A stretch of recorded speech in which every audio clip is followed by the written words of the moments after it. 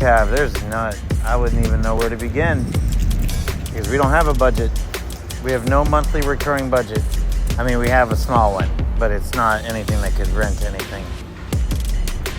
I don't even know how to get there. I am right now, when it comes to the money, my brain is I've never run a campaign before. I'm new to this, right? So I'm learning, and obviously my fundraising operation is not solid.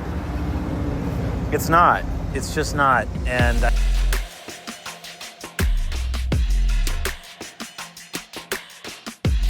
yeah, I'm telling you, when I say Zach and his proxies have been on the attack for weeks and weeks, I mean, they have.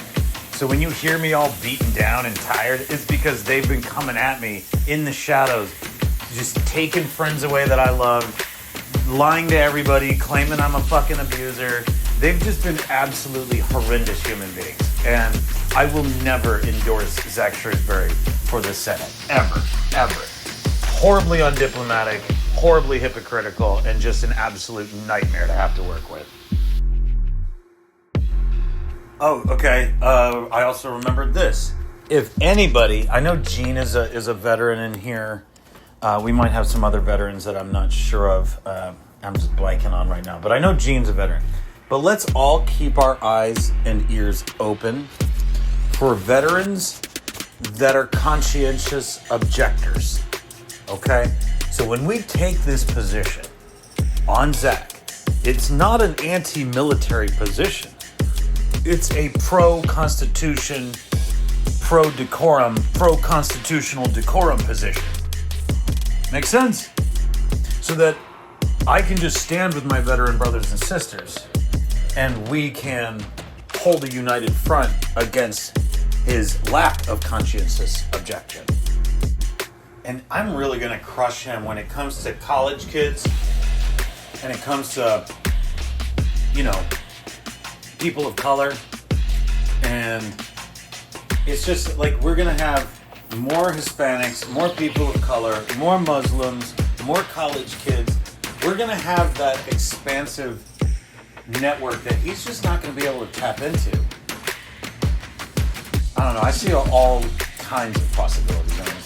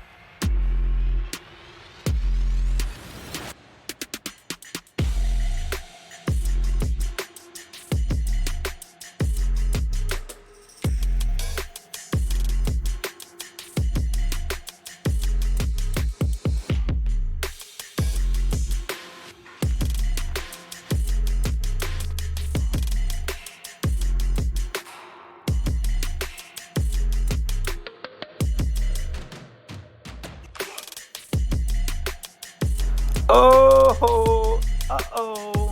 Does that show mine as approved and hers as declined? A retaliatory filing on there. Uh-oh. Uh-oh. I actually just confirmed with the court, I've never had a restraining order on me. She never had a restraining order on me. The one that they're showing is not a court order. It says it at the bottom. There has never been a restraining order on me. Nothing was ever approved or granted ever. Not once. Yes, and on the second page, you can see where on mine it says this is a court order, and on the second page it says granted as follows. Check, check, check.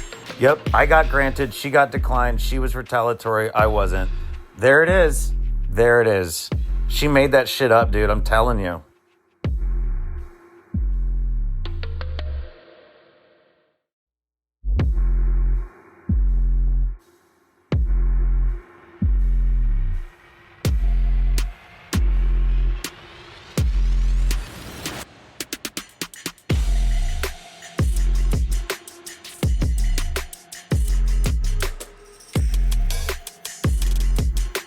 Oh, you don't need help from some maggots in New York, do you? Well, too bad. You already used them.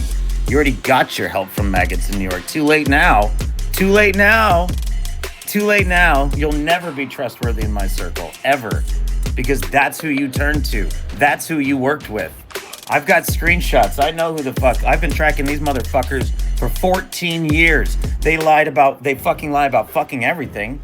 First off, because they're a bunch of fucking haters. Oh yeah, I scammed people? Bullshit. I raised money and fed homeless people. But that's a scam when you're a conservative, but you don't give a shit about the truth, right? You don't care, right? Yes, you worked with maggots from fucking New York. That's your fucking team now. You literally sound exactly fucking like them. Like the testimony of 2 or 3 women somehow is the all-defining reality. Get the fuck out of here. It's the dumbest shit ever. Do you not see how stupid this is? I literally feed homeless people. I feed fucking Palestinian kids. Do you not understand that when you do that over time, you earn the fucking ire of the system? You can't just fucking do that stuff. You can't just fucking be giving to homeless people and be giving to Palestinians. You can't just march for Muslim human rights with Dr. Cornel West. You gotta have a bunch of maggot conservative trolls stalk you from the shadows. What the fuck do you know about any of this?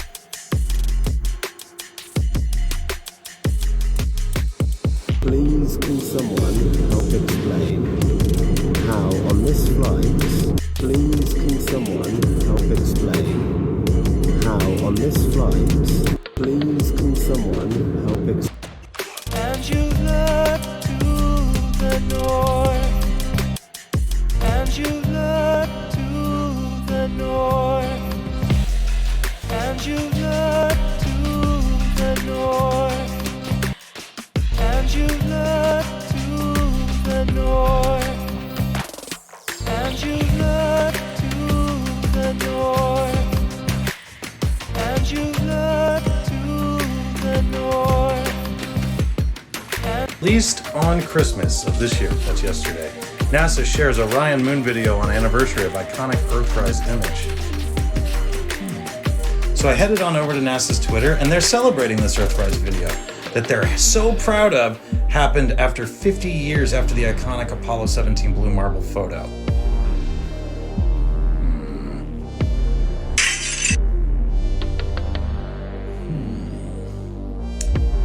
Where are the stars? No stars.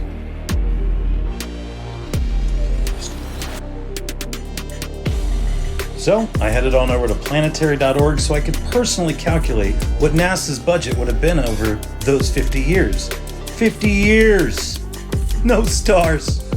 Hundreds of billions over 50 years. 1.15 trillion, but no stars. Released on Christmas. George Washington, first president for a reason, because his head looks like a mushroom. You know what? I can see that. That makes sense. But if you think this man is the first American president, you're mistaken. The term that he served in 1789 is the 17th term of an American president. You see, what most people don't recognize is that the Continental Congress was presided over by a president. And if you take a close look, you'll see that the Continental Congress had 16 presidents. That's right, 16 terms of an American president before George Washington took office in 1789. Of all of these presidents, one of them is especially interesting. John Hancock, the American president at the time of the Declaration of Independence. And it's because he's the American president at the time of the Declaration of Independence that his signature is the largest one. Which is crazy because everyone is signing their John Hancock and they don't even realize they're referencing an American president that nobody sees as having been an American president. Washington was not the first American president. He was the first Freemasonic constitutional president. Don't get it confused. But I can definitely understand why someone would say that George Washington. This is RFK Jr., the nephew of JFK and the son of RFK, both of whom were assassinated. He is a presidential candidate in 2024, and this is important. This is RFK Jr., the nephew of JFK and the son of RFK, both of whom were assassinated. He is a presidential candidate in 2024, and this is important. This is RFK Jr., the nephew of JFK and the son of RFK, both of whom were assassinated. He is a presidential candidate in 2024, and this is important. This is RFK Jr., the nephew of JFK and the son of RFK, both of whom were assassinated. He is a presidential candidate in 2024, and this is important. This is RFK Jr., the nephew of JFK and the son of RFK, both of whom were assassinated. He is a presidential candidate in 2024, and this is important. This is RFK Jr., the nephew of JFK and the son of RFK, both of whom were assassinated. He is a presidential candidate in 2024, and this is important. This is RFK Jr., the nephew of JFK and the son of RFK, both of whom were assassinated. He is a presidential candidate in 2024, and this is important. This is RFK Jr., the nephew of JFK and the son of RFK, both of whom were assassinated. He is a presidential candidate in 2024, and this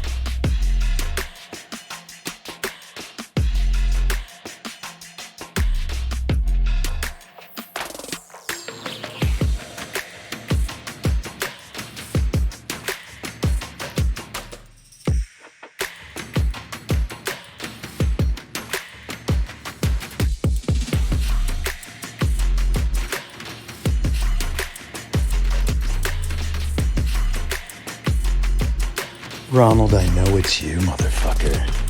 I know it's you. And when I find you and get my hands on you, I will fucking end you. I will fucking slaughter you. I will end your pathetic, miserable, evil life. And I will watch the life drain from your lifeless body. And I will piss in your mouth.